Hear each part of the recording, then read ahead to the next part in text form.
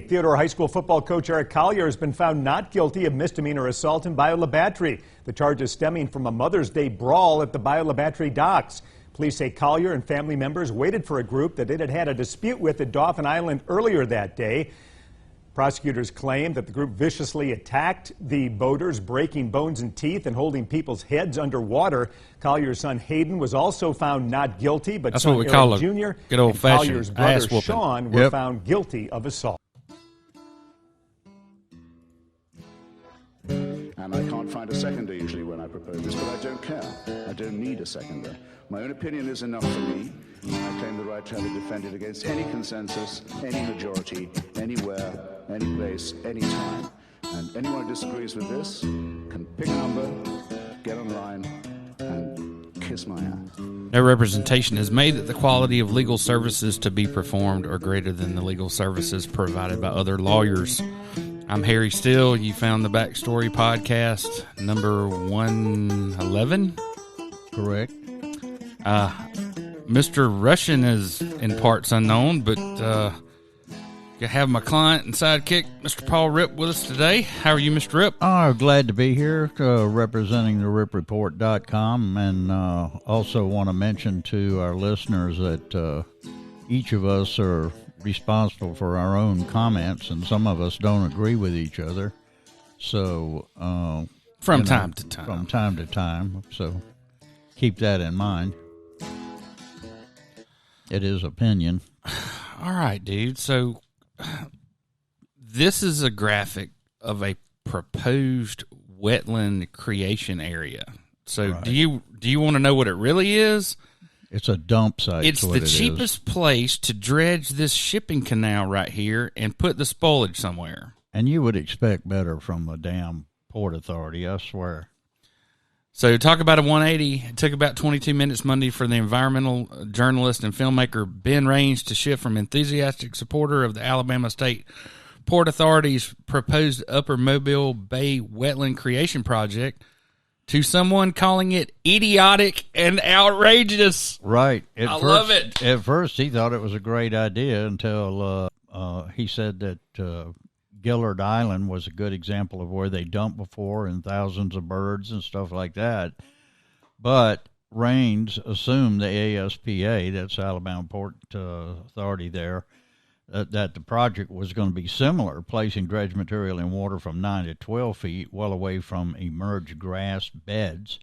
But immediately after talking to Lanyap, go ahead. So check this out. So this is a copy of the actual Corps of Engineers proposed plans that they turned in, the Port Authority. Right. These are the wetland grasses that he's talking about, okay? Mm-hmm. So I think, and I don't want to steal his thunder here, but there's a transition zone where you go from a certain depth down to another. Correct. And it's important. The reason these grasses are here is because they follow a contour line, right? You see that? Right. So you come in here and dick around with this, and you're going to kill all this grass, which there ain't a whole lot of grass. Which is just like killing the mangroves. Right. And so look at see what I mean here about the contours? That's where the grasses are. Right. So this is what they're talking about doing, building a damn berm and putting a tidal pool in with a couple of fingers, bunch of riprap, and look at the profile of it. It's a bunch of ditches. It's a series of ditches with they're going to go in there and plant some grass or whatever. And I don't even think, anyway, these are just some more technical specifications, but this is the actual proposal, and you can see the site right there. Right. This will be just like covering up the coal. Oh, we'll get to that. Yeah. So 1,200 acres of wetland habitat. 1,200 acres. Which is nothing but a bunch of spoilage, right? Right. All right, keep going. I'm going to keep showing you stuff. Well, later he came back and said that Raines came back and said it's awful. He said after seeing the map indicating the SPA intends to dump the dredge water in just 2 to 6 feet, where Raines knows there are submerged aquatic grasses. And that's what check out this slick transition. The website costs more than the engineering plans. Check out this slick website. Right.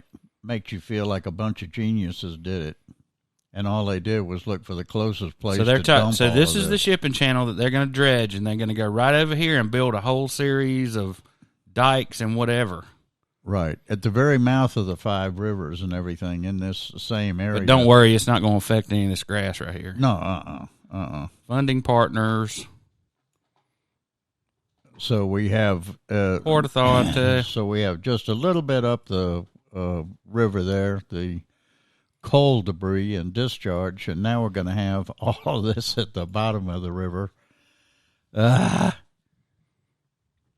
Well, hopefully Mobile National Estuary and some of the others, bay keepers and all them, maybe they can get on this and do something.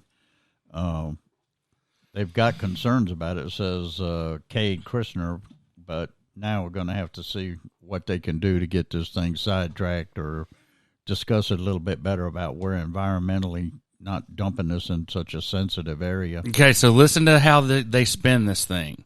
During a virtual public meeting in September, ASPA unveiled its proposal to create a 1,200-acre beneficial use area for dredge material about a mile south of the causeway, touting it as a cost-saving measure for the port and an opportunity to introduce wetland habitat to an area where it once thrived naturally. And, over 20 years, they plan to pump millions of cubic yards of dredge material from the mouth of the Mobile River to a shallower area of Upper Mobile Bay, filling it in dozens of 40-acre cells encompassed by riprap containment dikes. Oh. The Port Authority received $2.5 million in Restore Act funds to plan the project, and very quietly last week, just in time for the holidays, the U.S. Corps of Engineers opened the 30-day public comment period. I guess in 50, 60 years it'll be a bird island, right? But until then, it'll be what it be. A mess. Something always has to happen wrong for anybody to do anything. So I guess saving America's Amazon is out of the question. True. So let's watch a little bit of that for a second. You mind? Okay. No, go ahead. I love this film. Everybody in this area should watch this. It's an excellent job.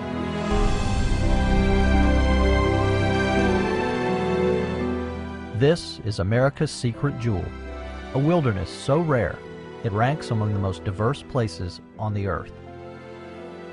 Its rivers and creeks are home to more species of aquatic creatures than any comparable area in the world. Its forests boast more kinds of plants than any in North America. It's not in Yellowstone or Yosemite.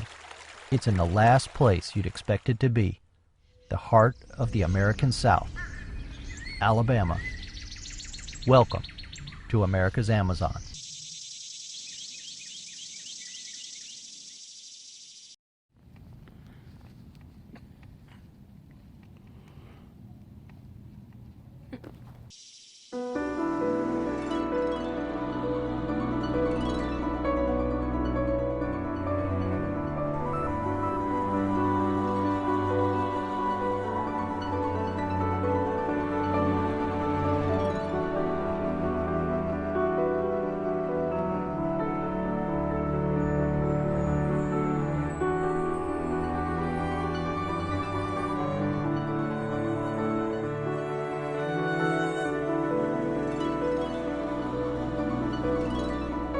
Scientists have only begun to peer into the wonders Hey, there's of the this place, Ant-Man. realizing that Remember the him? richest, Oh, yeah. most diverse The Tree of Life ecosystems in the from country Mobile. sit right here. But they are also among the most threatened and least protected. Every day, a little more is lost. Every year, a few more species go extinct. But you know what would be a great idea? What? Let's go put a bunch of spoilage out there and call it a wetland, and everybody, Enhanced, what they call everybody will buy that. What they call brother? it? An enhanced area. Yeah, an enhanced natural area that saves us money and saves them money. So, If that's not did bad you see enough. the CNN special?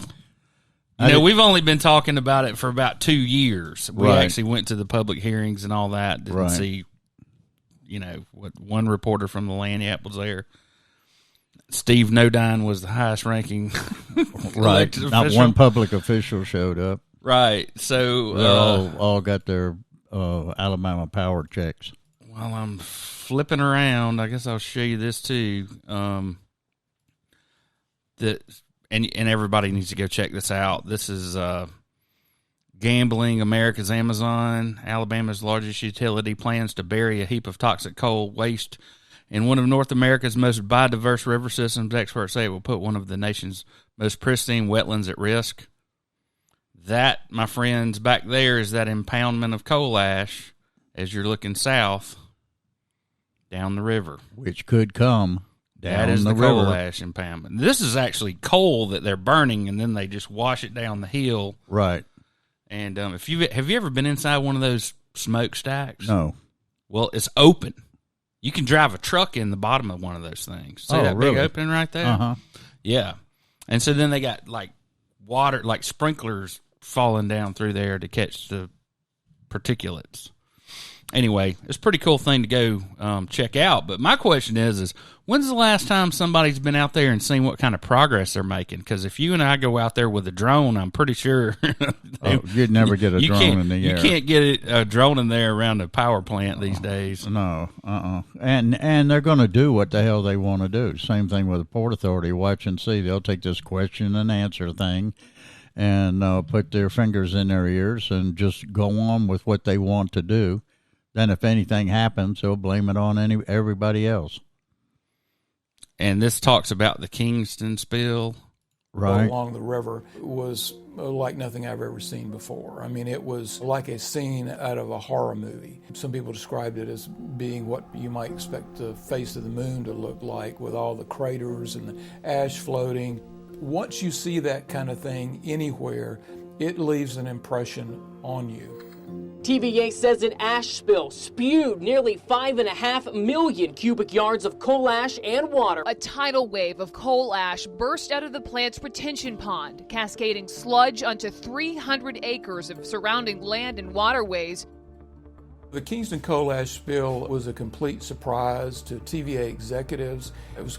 Of course it was. Just like this one will be when it Right. reaches and poisons our bay for the We'll next have to millennia. We'll have to have a negative effect for people to get involved. Yeah, That's and what- so look at all the coal ash piles in Alabama that are just set. See, all these coal ash, all this, Yeah. that's being removed. Right. Check out all the ones where they're capping in place. Yeah. We're not removing it. And then you see here we have the third grade cutaway so that everyone can understand that the coal ash seeps through and gets in surface water, groundwater, and everything else. And, there's a nice shot of Seems like the downtown Mobile. most obvious, just a few miles from where all of this is predicted to take place.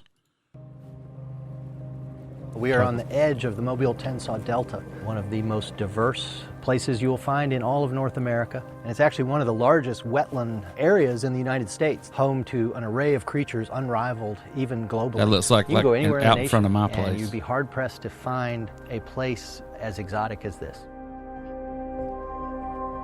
I did mention it was my place, right? Yeah. Pretty See exotic. this bloom there? It's one of the oldest flowering plants we have in the United States. So this is Golden Club. This actually dates back to the dinosaur era, and the leaves are really, really cool. I just pulled these from underwater, and you see they're perfectly dry. There are all these plants out here that have medicinal possibilities that have barely been studied. You better not eat Alabama has had a really interesting ride through history, and you can see it all over the landscape. And then you look at the climate, and one of the most fascinating things about Alabama is when most of America was frozen under gigantic sheets of ice, Alabama wasn't.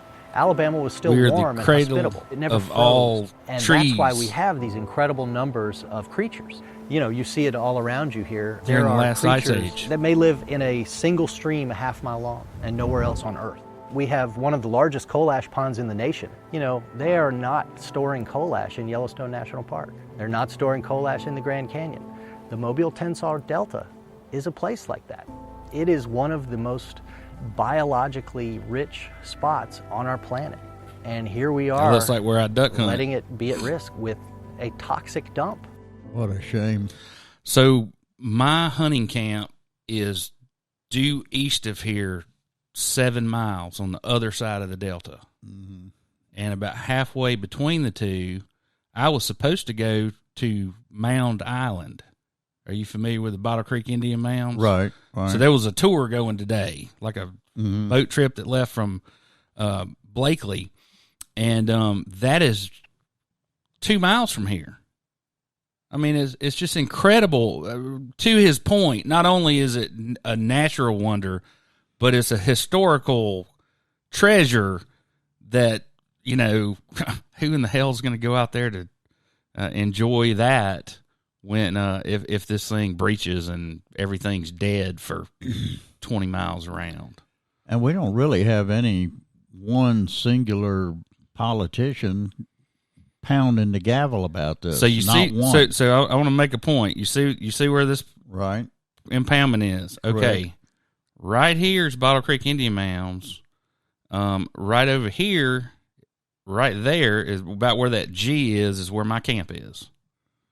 That's close. Well, we can hear the barges unloading coal at night when you're laying there and, you know, there's no electricity up there. Unless the radio's on, it's dead quiet. And then down here, you see where we were talking about building the new island or whatever. Anyway, I think we beat this horse pretty good. I do want to give these guys credit for getting this story out there. We've been telling it or trying to for a while. Did you see Cade's little part? Yeah. Pretty good. Alabama Power built Plant Berry in the 1950s right alongside the Mobile River. It's about 25 miles north of Mobile, and that plant has been producing power with coal burning for years. Making When you burn profits coal, for that years. ash residue contains arsenic and cadmium and mercury and a lot of other toxic chemicals, and it gets just kind of wet washed out into a pit. Over time, that pit They hose grew it out to about 597 acres, and millions of tons of coal ash is behind a dam that's made of dirt. Think about the ash that's in a fireplace. It is so fine. Now wet it. How do you clean that up? How do you get that out of a river? Dilution. If you look at the BP oil disaster compared to the coal ash pond and the volume behind that dam at Plant Berry, there is 20 times more coal ash behind an earthen dam on the side of our river than the entirety of the BP oil disaster. 20 times. 20 times. Well, there's no reason to throw our skirts over our head over that, son. Yeah, these politicians, they got to have that power company check. That's right. And that's exactly what it's all about, too. And then when there is a problem, they'll all be heading to the hills. Where's Mr. Elliott on this issue, I wonder? Where are any of them? They all said, well, we're going to let the EPA sort this out. Mm-hmm. Check that. I mean, you know, they've done such a great job so far. Oh, and that's my little camp. All right.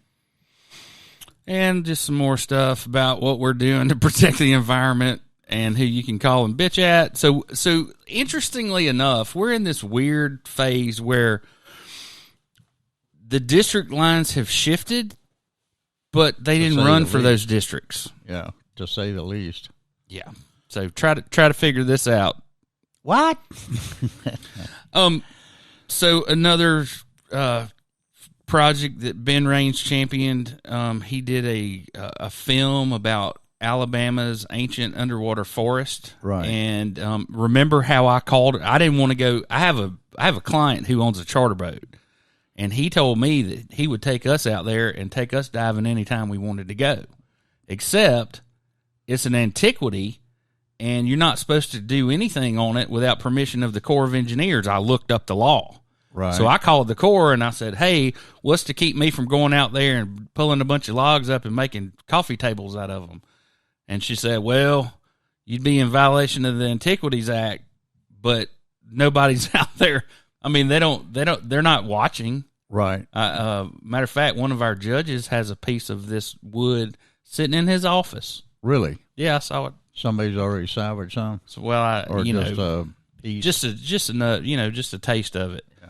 So anyway, 10,000, 12,000 years ago, when there was still a bunch of ice piled up north of here, and all that water taken out of the oceans caused the shoreline to recede. And so the kind of Tupelo cypress swamp that you saw up here in the Mobile Tensar River Delta actually existed you see the Mobile River came way out here. Right. And so the river delta was here.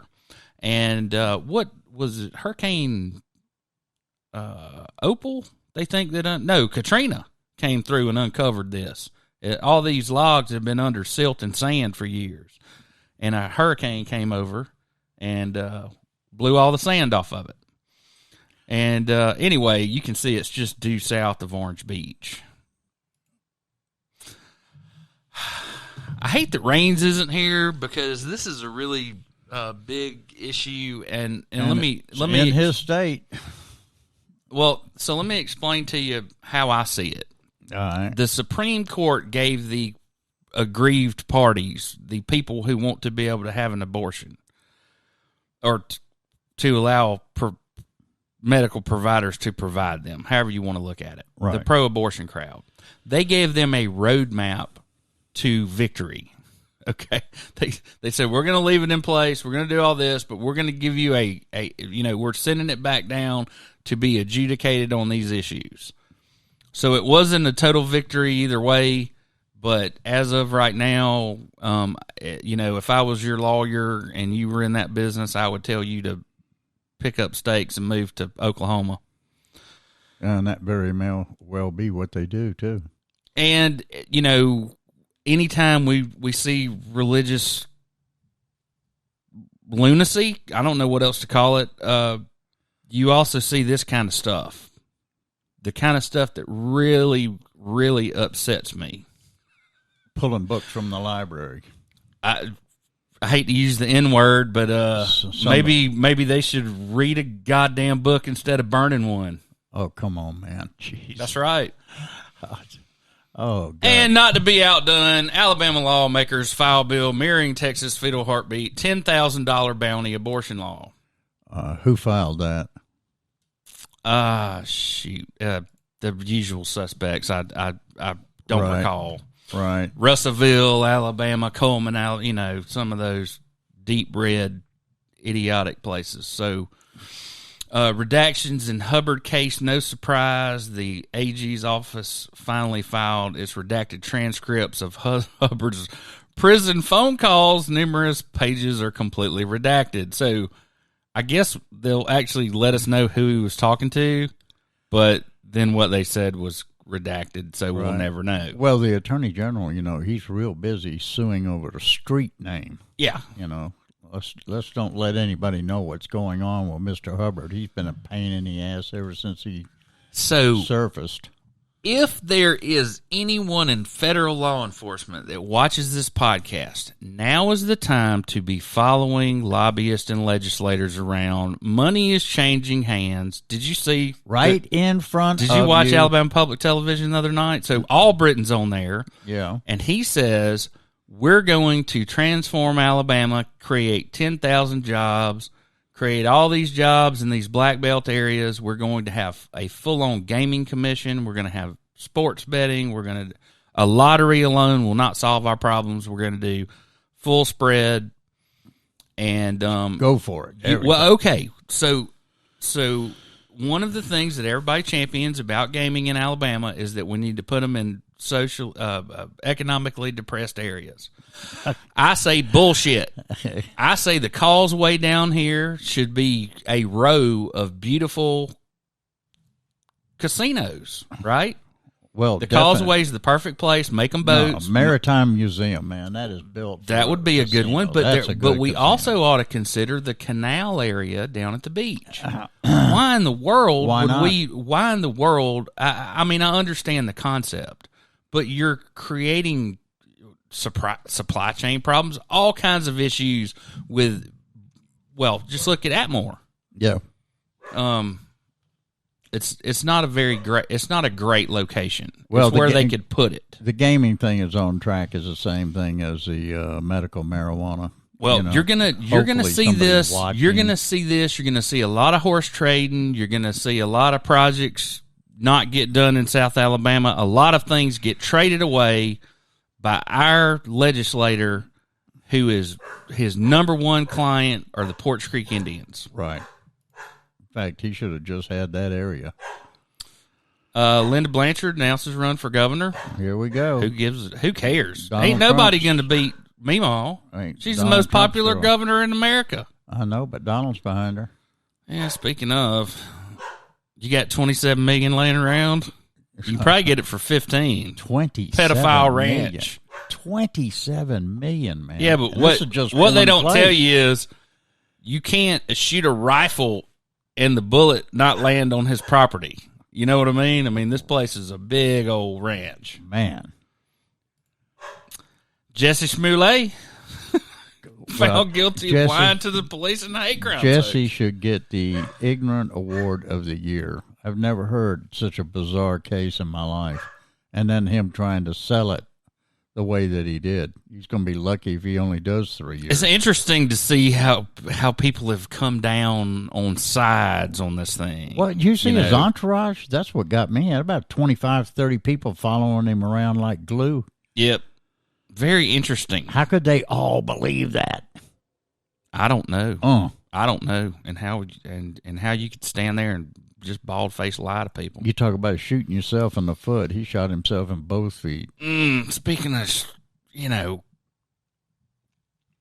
the highest inflation in 39 years. Doesn't surprise me. Oh, it doesn't surprise me either. Just look at gas prices, man. Well, I got gas the other day at $2.81 in Birmingham. Oh shit! And it was you cut their throat, Paul. And it was $3.33 here. It's about $3 a gallon here. It cost me $60 to put 15 gallons of gas in my truck.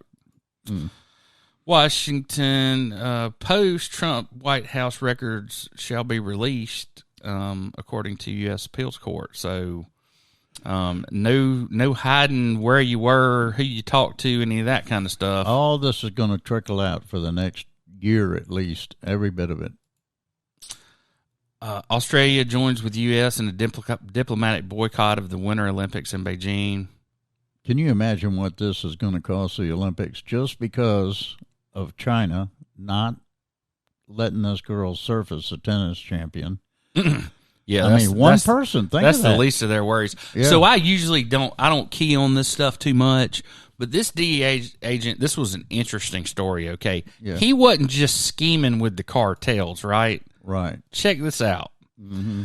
Authorities accuse a couple of being involved in a 7-year scheme to divert more than $9 million from undercover DEA money laundering investigation into bank accounts for the drug cartels. So they were stealing government money and giving it to the cartels. It's crazy. Oh, my God. Yeah, and you guys want to give these guys Clearview AI and tanks and shit. Really, that's kind of like, remember back when we were hauling drugs? Federal government, she was hauling drugs out of Central Ollie America. North got a damn medal for that. Ollie Presidential North Medal got a of TV Freedom. show.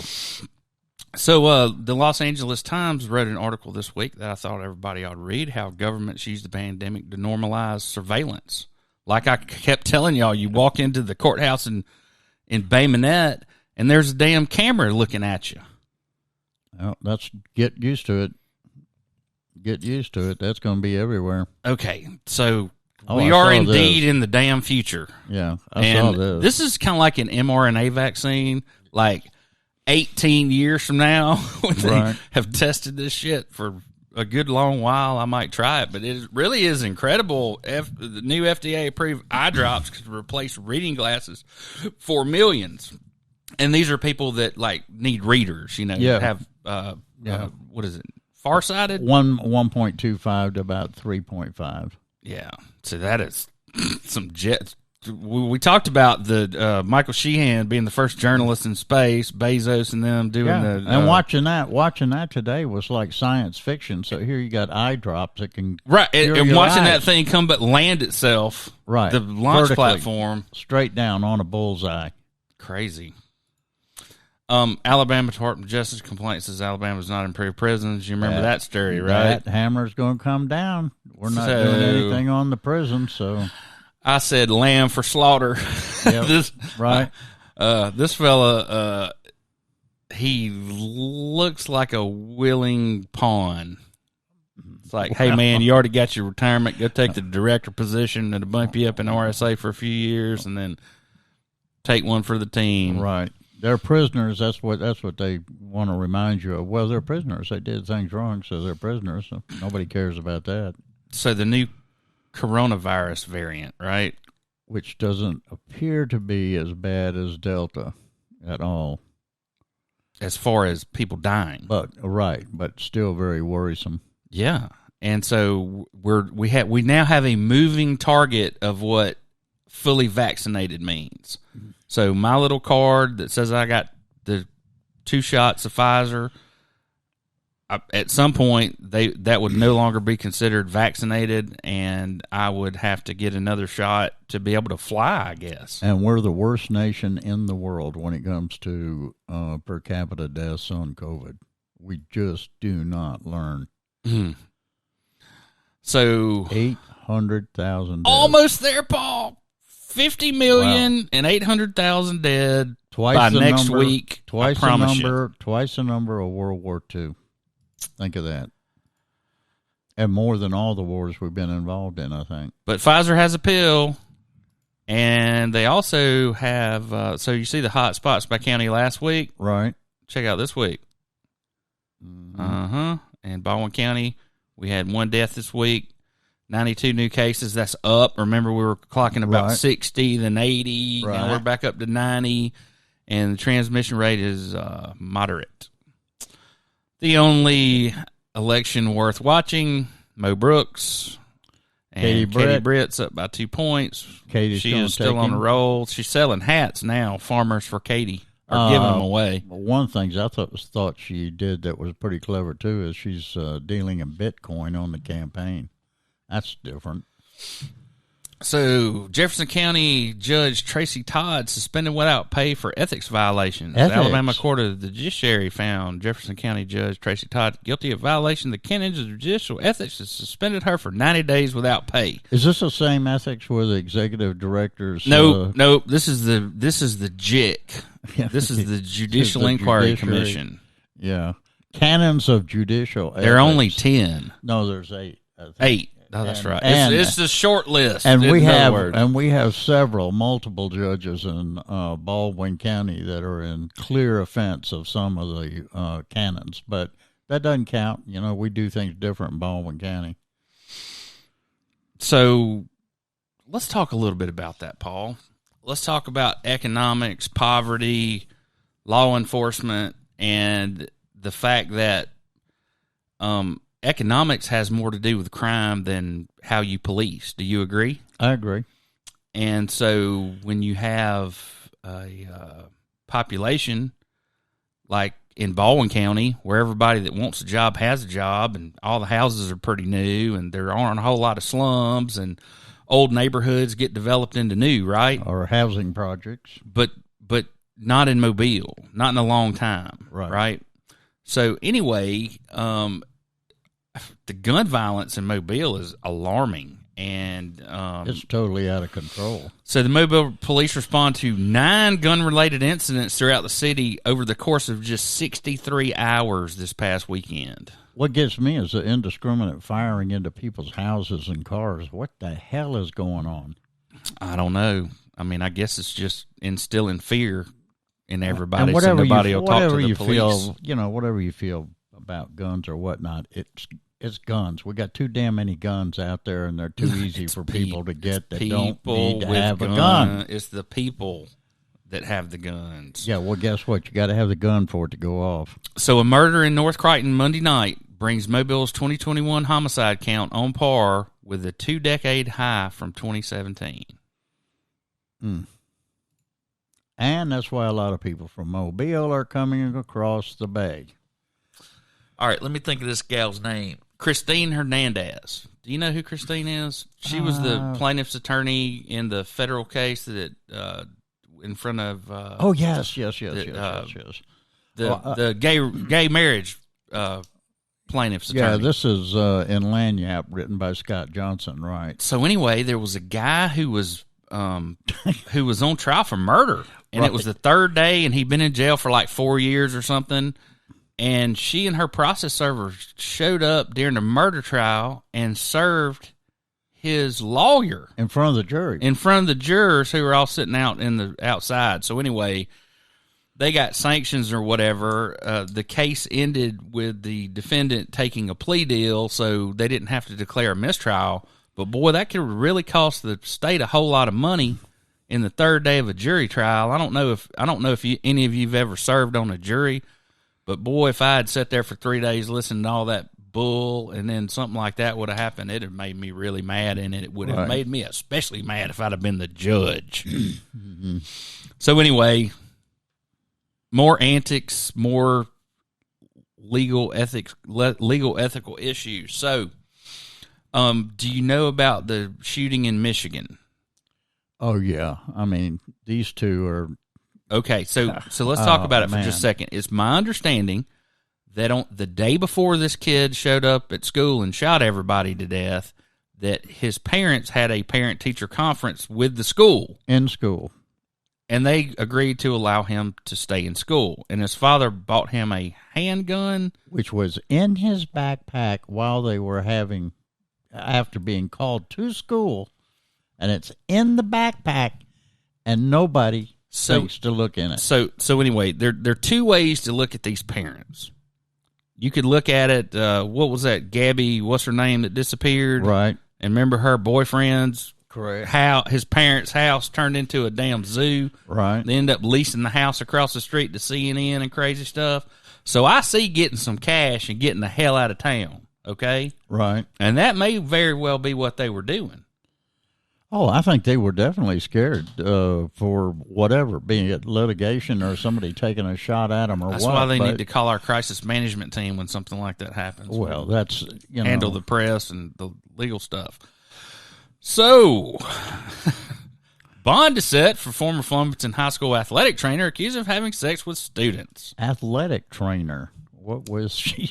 What athletics was she training? I don't know. They got they got the bonus massage. When I was got a in cramp school, right here in my quad. I know. When I graduated from high school, I don't ever remember there being. I saw some teachers that were very attractive, but I can't remember any of the students going out with the teachers or the teachers going out with the students. Shit, I promise you it happened. Oh, yeah, it does. You see it all the time. So, Law and Order, Scott Peterson resentenced to life without parole in the murder of Lacey Peterson. Right, and that's where he should be, and that's where he'll be the rest of his life. life. So, have you ever seen that? So there's some YouTube dude did a kind of a documentary kind of thing about, the cops never looked at anybody else. What if somebody else would have, Yeah, I thought it was an interesting exercise, but it was an interesting exercise, but I don't think it outweighed the evidence that was presented. Okay, so talk about killing your wife. Texas man guilty of killing wife who wanted to divorce him a day after the wedding. Ooh, one day. That'll do it. Oh my goodness. I got something special for you, Paul. All right. Remember the first of the podcast? Right. Remember the beatdown? Right. Yeah. Where they followed them from one place to another to have this fight.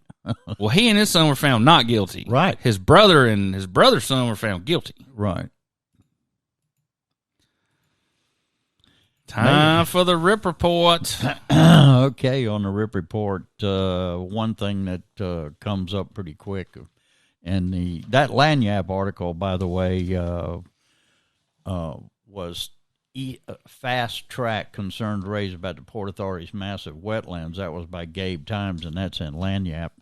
You can get your Lanyap at the newsstand free or get it mailed to you if you want to know anything about politics or some of the dirty crap that's going on. So you and I, just before you get started, you and I have a date with Destiny and Judge Gaines up in in Montgomery Monday morning. This is this will be our second run at the writ of mandamus, and of course, I don't have any great expectation that much will happen. but at least we're trying to call him to task and ask how can the executive director of the Ethics Commission, who is admittedly in the articles written by Gabe and Rob Holbert, admittedly self-dealing in a trust that he and Regions Bank are trustees. And the trustees, board of directors, council people using their position over and over again, and no one seems to do anything. So, if the Ethics Commission executive director is allowed to do what he's doing, then at least the Ethics Commission should issue a statement to the citizens of Alabama that it's open door policy. All you have to do is become a trustee, and you can do whatever you want. So I'm going to go ahead and let loose my big bear trap. Okay. So there's a new assistant attorney general that filed a notice of appearance, and they also filed contemporaneously a motion to dismiss for lack of standing. Right. And so I kind of went through the rigmarole in my brain and said, okay, well, let me think of who would have standing under this situation. So that's going to be my rhetorical question. Pray tell, who would have standing to bring an action like this? Right. I mean, and their argument is going to be no one. No one has the right to. No one would have standing to bring this. Well, if no one has right, then that would prove to you why we're number one in corruption in the United States. Well, it's because no one is accountable. No one. There's, you hear these guys. Maybe Judge Gaines won't buy it. Okay, well, we'll see. We'll keep our fingers crossed. I've made my argument in response. Yeah. Well, and speaking about that, Trustee Perks Systems Office offers few details in response. That's by Rob Holbert. Rob's been covering this for months and months, and it's pretty much about the University of Alabama Chancellor's Office, Finis St. John's office, and all the perks to the trustees.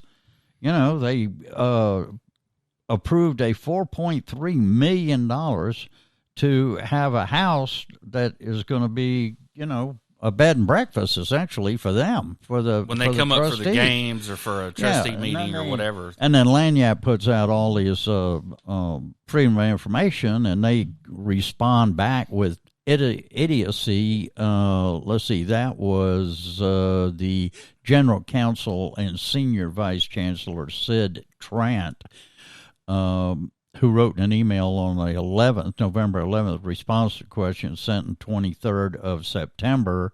And what he came back and says, for the 2020 football season, University of Alabama, the costs associated with the trustee and administration game security escort service was $310.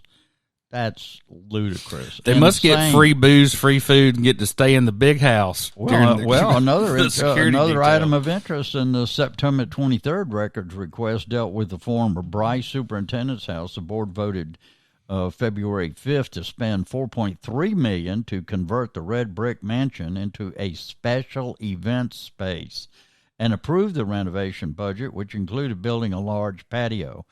Lanyap had asked multiple times what special events were going to be held there and everything, and Dana Keith submitted a resolution to the Board of Trustees that offered some insight into the purpose of the building being renovated, and after consultation with officials at the University of Alabama, the Chancellor and University of Alabama system staff have identified the Superintendent House as an appropriate location for special event space. I tell you, this, and you have the right to know this. This is trustees again. Trustee perks. They're not the football players. They're not the coaches. They're not the assistants or anything else. These are just trustees that are supposed to be looking after it, and instead they're not.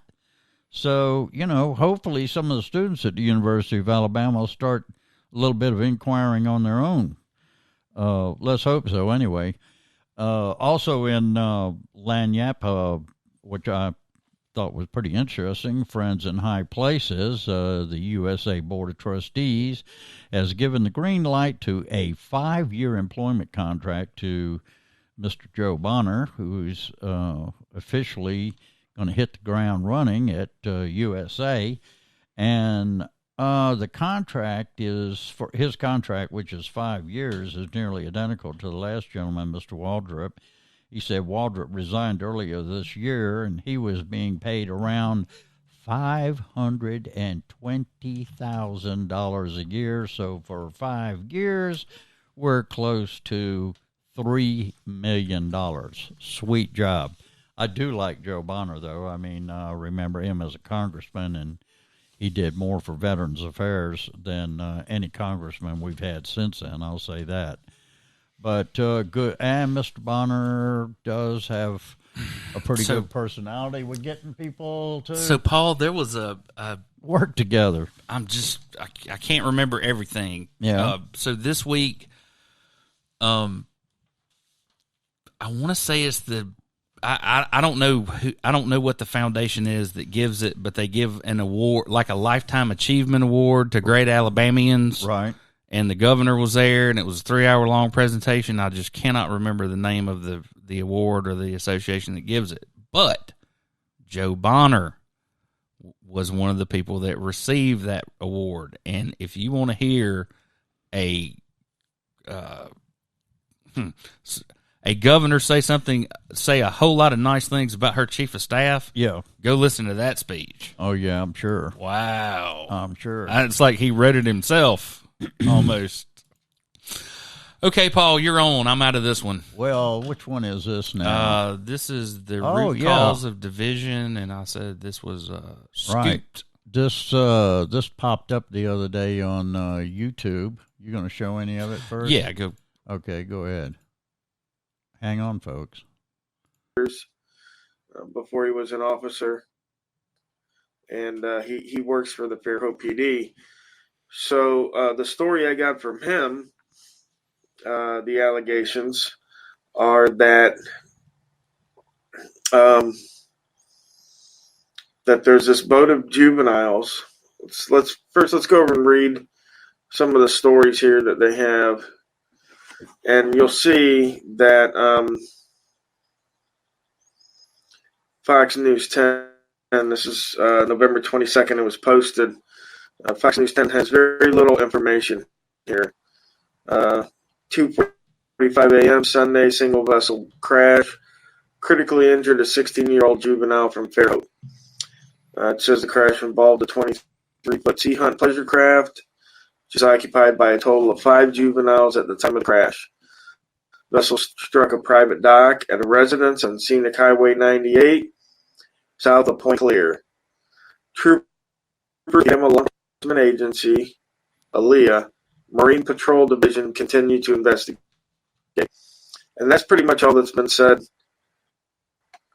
on Fox News about it. Just these 3 short paragraphs. The other stories are pretty much void of any substance also. I get back here, these guys always try to make you stick it with you. All right, well, I did that search, but Majorly so awesome. yeah, basically,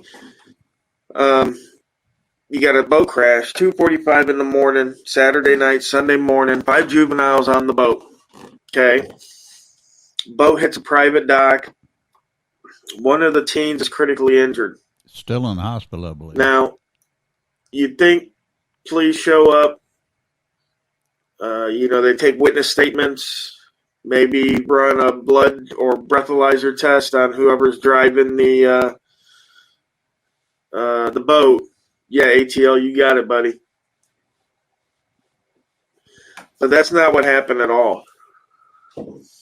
It seems Fairhope PD is first on the scene, and instead of calling ALEA, the Marine Patrol Division, who is tasked with investigating these kinds of incidents, they held off on calling ALEA for what I believe was to be 6 to 8 hours, is what my guy reported to me. And the reason for that is because the driver of the boat was the son of a local judge there, a judge by the name of Joseph Norton.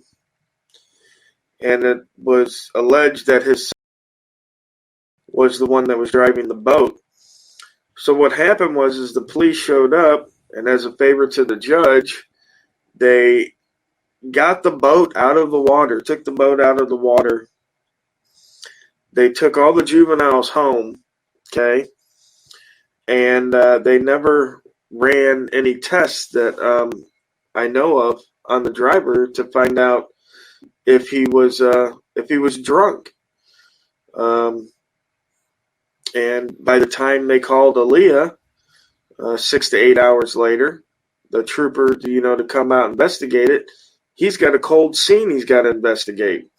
They've already got the boat out of the water. All right. Well, these type of accidents do happen. Kids are going to be kids. And, if your kid gets in trouble, you as a father are going to do anything that you can to help them get out of trouble. However, if you happen to be a judge and you use your position to hold up or sway or alter the investigation as he's alleging, that's another whole different matter there. And the one thing we do know in Baldwin County is the Baldwin County Sheriff has a tremendous disdain for Aaliyah. In fact, he's been openly critical of him. So I don't know who's going to investigate this any further. As I understand, one that's critically injured is still in the hospital. And running a boat at night is a tremendous responsibility. Well, it is, and there's the one thing that people don't realize is, you're at night and you think, well, it's dark at night, but when you run close. Let me say this though. Yeah. When I was that age, that would not be unusual for me and a bunch of my friends to be out night fishing or floundering or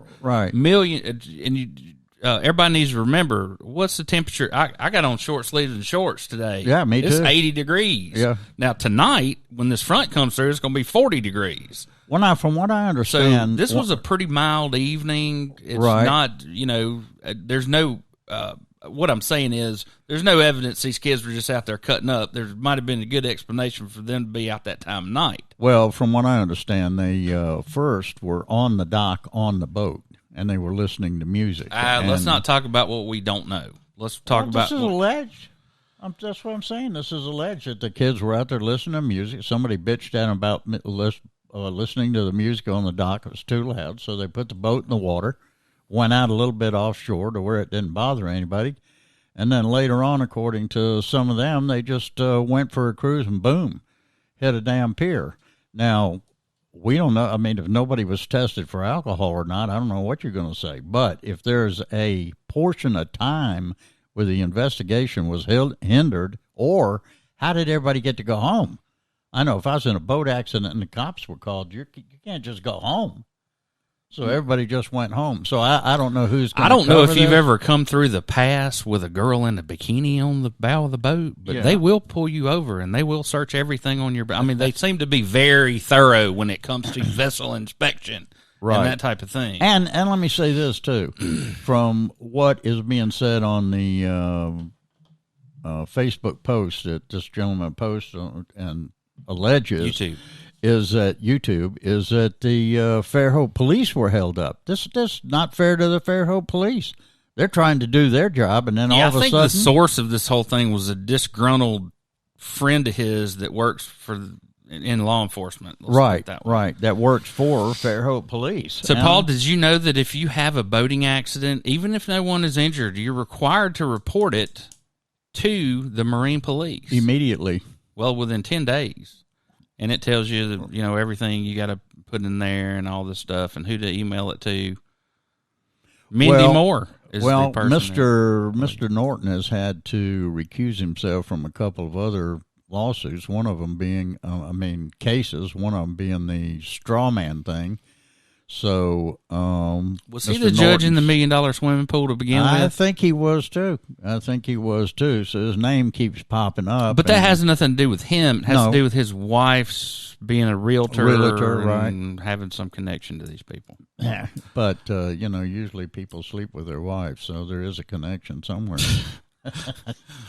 Okay, so Mr. Armstrong, I hope you know what the hell you are doing, because you are opening up the door for Mr. Still and myself. I can tell you that. Yeah, so Baldwin Court Services Incorporated has two,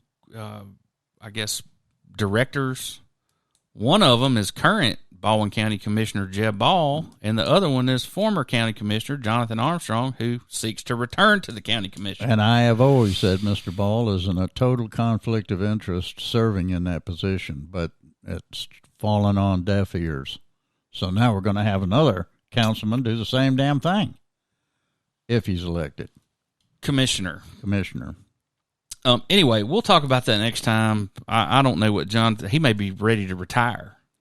I mean, he might be hanging it up and just want to be a commissioner. It pays about $80,000 a year plus a car. Well, the Baldwin County, I'll pass on that too. Yeah, let's have an intelligent conversation about it when we have it. Okay. Right. Okay. Zone in on it. So Albritton, you want to know where some of Albritton's money's coming from? The Porch Creek Indians opened a casino resort in Chicago, of all places. They already got one in Aruba. Right. Yeah. Okay, Paul.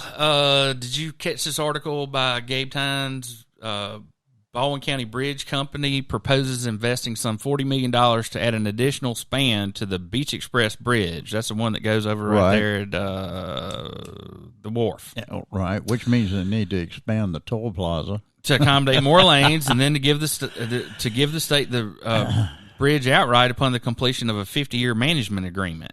Okay, 50 years. So Aaliyah is delaying letting a contract to build a completely new bridge that would cost $80 million because Kennan and Baldwin County Bridge Company want to do their own thing. Aaliyah or Aldot? I'm sorry, Aldot. Okay. Yeah. I'm still on Aaliyah. All right. So, Intracoastal Bridge battle, state continues halting Gulf Shores project. And, of course, this is really pissing off everybody in Gulf Shores that wants this bridge built. Well, that and of course, I'm not telling anybody that's not listening to us, the amount of expansion and growth in Baldwin County is unprecedented. I mean, it's busting at the seams right now. So guess what's coming back to Baldwin County? Hang out. Public defecation, urination, destruction of public property, people dropping dead from drug overdoses. The Hangout Fest. Oh man, 2 days of drugs and all that stuff. And what really happens is they forget they think they're coming to Podunk, Alabama. They don't realize they're being surveilled from the time they get out of their car.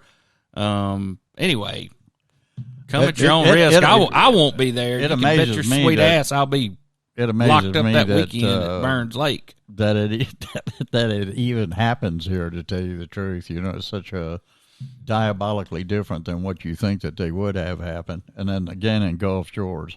So listen, for the back in my day when I worked for the city, and the shrimp, the chamber put on the shrimp festival, the only input the mayor had was they could not have an act that he had ever heard of.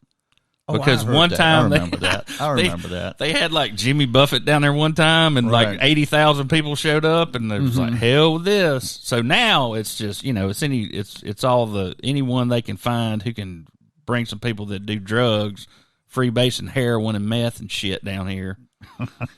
I swear, this total. One of the things that and if you live in Gulf Shores, that's how you know your government cares nothing about you and only about the tourism industry and making money. That's money in tourism. That is all it is, and they expect you to lock up in your house for 3 days. Now, one of the things you can do is, one of the things that is happening across Baldwin County is the zoning district 8 and 37 have now been set for February 15th. and that's going to be a special election. That's going to be a districts? special election just for the zoning district 8 and 37. I believe it might include another zoning district. I'm not sure, but the one for 8, the election will be at the Mars Hill Church, which is 17176 Greeno on February 15th, and you're going to be hearing us talk about it more and more. Also, there was on NPR with Lynn Olshoe a very good interview on Lawrence Road and the same thing that they're experiencing trying to get zoning out there because they live in a nice rural area, which is going to be, just completely screwed up by putting in these subdivisions right in the middle of the rural area. It's just really bad that we don't have some sort of planning that can work a little bit better. But I guess that's what we get. And, one thing, too, last week, we talked about all the cats that were going to be neutered. And we had a caller call in. Of course, we mentioned this, too. Harry did. That by the time they neuter the ones that they're trying to neuter, that there'll be 200,000 more kittens. So I don't think the stray cats are going 5,000 Irish wolfhounds will take care of this problem. That'd be about the only way you can do it. Other news, just if things aren't crazy enough as with the Norton thing, there's a Mr. William Sanders who lived here in Fairhope, and his allegations against his neighbors ended him up in court and harassing him. He was looking for relief from the court system and Fairhope. I happened to speak to him before he went to court. I advised him not to go to court in Fairhope under any circumstance without an attorney.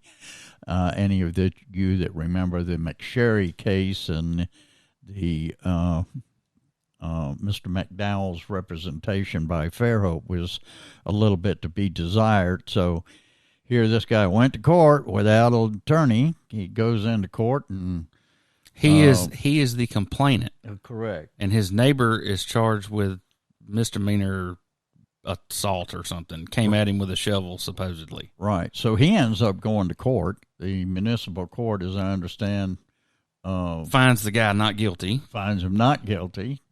And he walks outside, Mr. Sanders walks outside, and they promptly arrest him and transfer him to the county. On a county warrant for harassing communications. Now, here's where the interesting part comes in, Paul. All right. Somebody screwed up the paperwork, and it said he was there on no bond.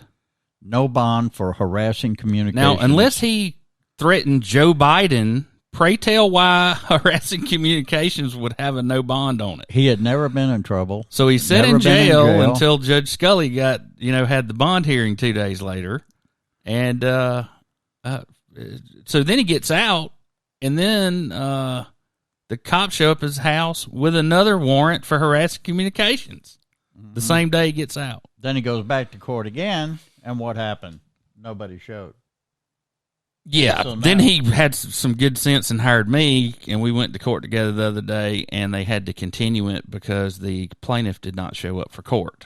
And this is all in the background of him filing a complaint with HUD for housing discrimination based on racial issues? Well, racial issues. His daughter had a Black Lives Matter thing that seemed to set it off, and then one holiday or whatever, they were displaying several flags of different nations. Well, that's one side of the story. But what we do know for certain is that he was arrested and taken into custody twice for harassing communications. They swore out the warrant with the county because the city had been out so many times that they said they weren't going to get involved in that. And harassing communications, boy, that's a real tricky one in itself, isn't it, Harry? I mean, well, so anytime I have my birthday was recently, right? Yeah. And so somebody texted me and said, this is the age where your plumbing quits working. And I said, F you back. So taken out of context, that's a harassing communication. Somebody prints that off, they take it down to the sheriff's department, they come kick the damn doors down to arrest me for a text exchange, right? Mm-hmm. This is proof we live in a police state. In what state in the union, other than Alabama, do they take you into custodial arrest for misdemeanor harassment communications? Right. I'll bet not many. I got some homework to do, Paul. There are churches that have written about this where people go to the church and seek assistance, and they say that a lot of their problems with these domestic things or neighbors arguing are the local sheriff and the police exacerbating the situation. They need a community officer that comes out and mediates these things and says, listen, you guys need to cool it. Absolutely. Instead of these things escalating everyone is emboldened. You haven't calmed anything down, Mr. Law Enforcement Officer, by showing up and doing nothing. Right. And this guy's making multiple times. He's making a legitimate complaint. He's asking the court to do nothing but tell his neighbors to leave him alone. Here's what gets me. Hey, Paul. He just redid his lease. They just signed a new lease with him. Why in the hell would they sign the lease with him and then start harassing him to this point? You're getting into minutia. Let's not do that. All right, okay. Well, the interesting thing to me about this whole case is he's one of those people that turned his Ring doorbell over to the Fairhope Police Department. And then when the Fairhope Police Department showed up on scene and he goes to look at his Ring doorbell video later on, it's all snow. Oh. So I think it's fair. Well, I think they have a way of making that happen once you give them control of your camera. You're right. So be careful about giving control of your camera to the police, people. Right. I mean, my goodness. And and never, ever, ever go to court without an attorney, especially in Fairhope, because you're not going to get a fair shake. Hey, ask Mr. Sanders what kind of help you get from the police. Right. You get taken to jail for... I mean, this is the 21st century version of taking a Yankee and dropping him off the damn Dolly Parton Bridge. Right. Now, this guy's 3 days in jail. He's had to hire an attorney. He's moving. Oh, yeah. Hell, he got the hell out of there. He has to move to get away from these damn nutcases, I guess, what's going on. But they might be nice people. We don't know anything about them. Think of the expense, though, of what is. Well, I tell you what, they might be nice people, but they are treading on thin ice because I can see. Where I said they might be. Yeah, I can see where this can go the other way, and Mr. Sanders end up with a very good lawsuit against these people as well as the city. Speaking of the city, the only other thing that's going on there is. He's already got a housing discrimination lawsuit, Paul. Well, of course, they've filed an eviction notice. Right, which was illegal. Well, he cured it. Anyway, he's got a whole nother attorney for that. So. Right. Well, the only other thing going in Fairhope, which is I call it the contractors and builders comprehensive plan, because those are the only ones that are doing anything with the comprehensive plan. And they're having a lot of trouble with city participation because the people that are participating are complaining about the traffic and infrastructure not being caught up with the growth that's going on. So, while they got a comprehensive plan, they can't even answer those questions. And if that's not enough, then they have on Bayview and Section Street, they have a house there, Harry, that's very nice. I mean, it's not in bad repair whatsoever, but they're going to demolish that and put a hotel in, a small hotel. And one of the concerns is that they keep adding this stuff right on the street level with no parking, and parking downtown Fairhope is just completely got insane. So hang on to your hats, folks. I don't know where all of this is going in Fairhope, but it doesn't look like any leadership down there. So we'll see. Your quality of life is diminishing, that's for sure. But you're going to have 3 new Publix at every intersection. Oh, yeah, you're going to have a Publix everywhere you want to go, and then they'll throw in a couple of Aldis, too. Okay, so do you know what a gill net is? I do. It has a lead line, it has a float line, and in between you put the net out, Catches make a big fish circle. In the gill. He can go in, but he can't get out. That's right. A mullet will go in and get his head caught, get his gills caught. So, ergo, a gill net. So, anyway, the Gulf Coast Conservation Association that became CCA, in order to save the redfish, we agreed that mullet nets had to go. So you had to buy a permit, and you had to have the net at the time the law passed. So it was restrictive. Right. If you keep that net in good repair, see, the net has the permit, not you. Right. So anyway, you got to keep your same ratty ass net. That net right there's got to be 30 years old. He just keeps repairing it. So anyway, there are only 50 people in the entire state of Alabama that still have a gill net license. And I think they've got to be 500 feet long. We were screwed. Ours was 350 feet. And we say we was grandfathered because we've had it since I was born. Mm-hmm. But anyhow, this guy gets out there and pulls his net and catches 300 mullet. Right in, there was a storm coming in. Yeah. And all the mullet were coming out of Foul River into the bay. Right. And he just caught them right at the exact time. Now, I don't know who the hell's going to clean all those damn things. Yeah. That's the easy part, catching them. But yeah. And you got to clean them. Anyway, interesting story. So remember I told you about DeSoto's battle with the Mobila Indians? Spanish artifacts, yeah. Yeah, so they keep digging up more. Yeah. And they're pretty sure they found the site because I guess after they killed all the Spanish, they probably put their helmets and stuff. I would imagine they decorated their teepees with that kind of stuff or lodges. Yeah, and this is a 16th century site. 1540. Yeah. I mean, my goodness. So BP oil spill funds $103 million to projects in 3 Gulf states. Alabama gets $43 million. Let's put it in the prisons. That has a lot to do with BP. So did you see this guy, this Michael Steinhardt, New York billionaire? It turns out he's got all this stolen antiquities and stuff from the black market, and he got busted trying to move some of it. $70 million worth? He agreed to turn it all over to avoid I never have prosecution. understood that, where people bought something and put it in a room just so where they could enjoy it. So just to counter all the rainbows flying out of everybody's ass up at the governor's office about how great the economy is, Huntsville Brew Pub and Restaurant to close permanently after 10 years in business. The Cupcake Lady, Mary's Cupcakes and Pastries in Northport, opened in the mid-2000s. It's been a great 15 years. I've enjoyed every minute of it, blah, blah, blah, blah, blah. And so this brings us to the Karnak portion of the podcast where I go back and tell you things I've told you before.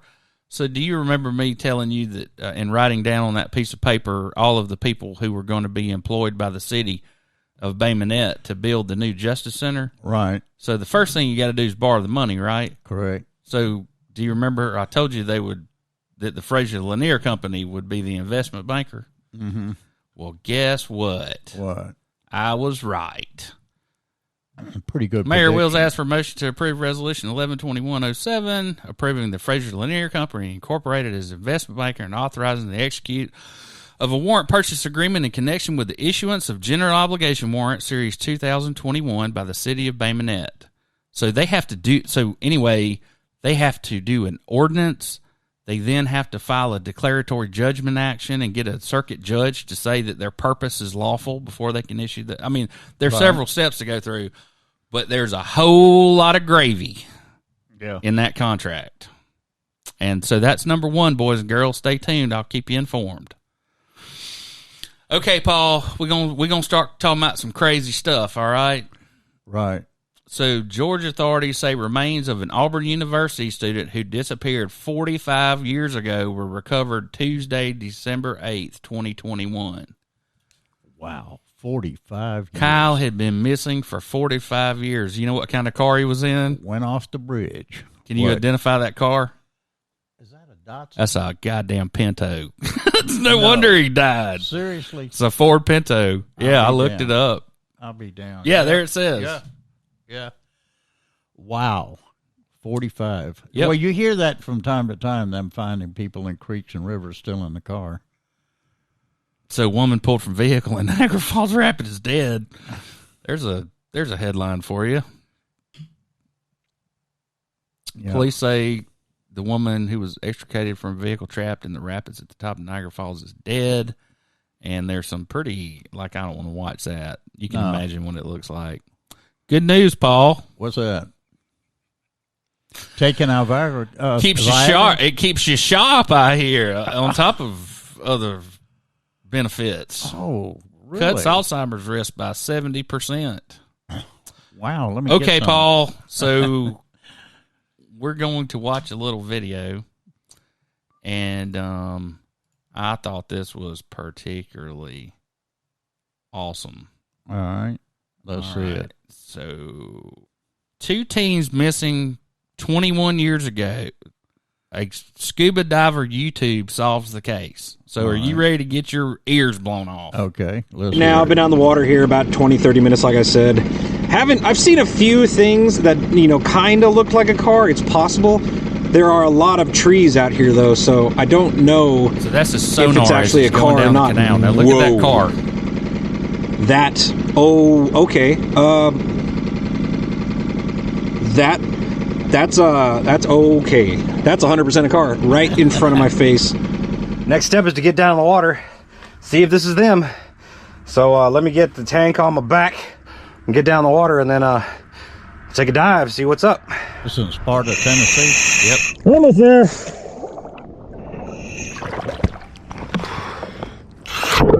Me and you need to go find that dude that's lost in Vortex Springs. Pretty clear water.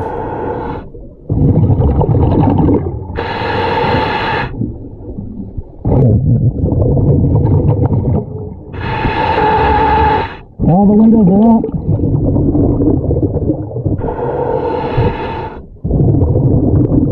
Get the car tagged.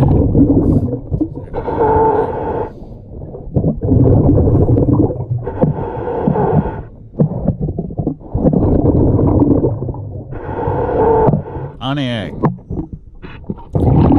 By the way, he's diving by himself, and it doesn't matter if you're in 5 feet. This is dumber than dog shit, for the record.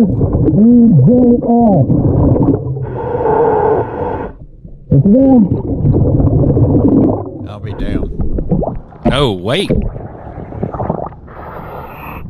They're coming home. They're coming home.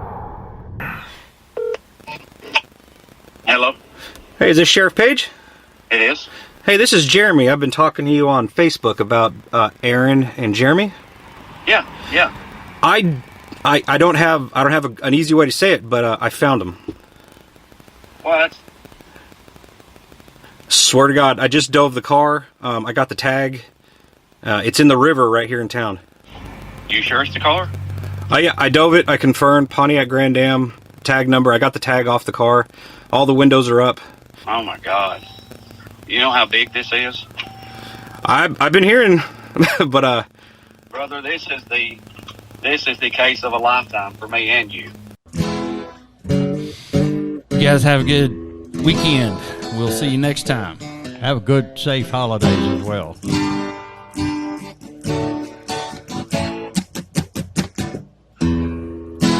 And don't yell at your neighbors.